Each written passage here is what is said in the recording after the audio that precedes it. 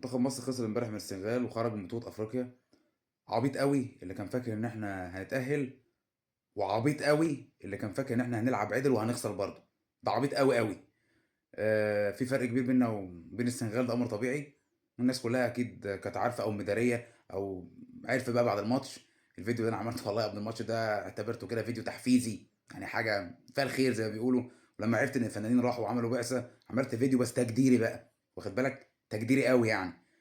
بس فخسرنا.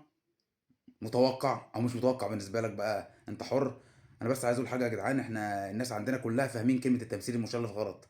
كلنا فاهمين تمثيل المشرف دي غلط. تمثيل المشرف ان انت حتى لو طالع خسران تكسب احترام الناس.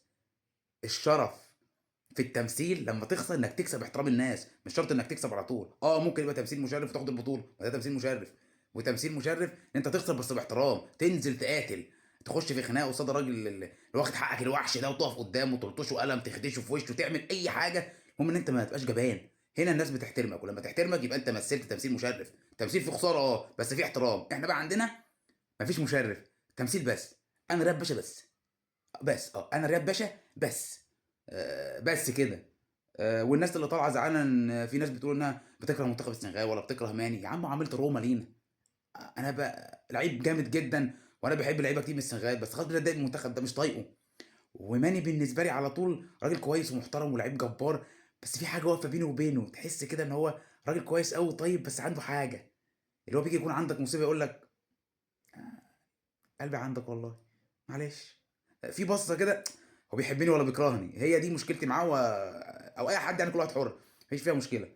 يعني وبالنسبه بقى لمنتخبنا، يعني زي ما قلت لكم، عبيط اللي كان فاكر ان احنا هنكسب. انت بطل من ورق، مفيش خالص. معلش يعني على الابيض. يعني ولو عايز نعمل لك حاجه بصوتي على اللي احنا فيه ده، اسمع بقى الجملتين دول للمنتخب يعني. We are nothing. We didn't give anything. We are hollow. فاضيين. احنا فاضيين.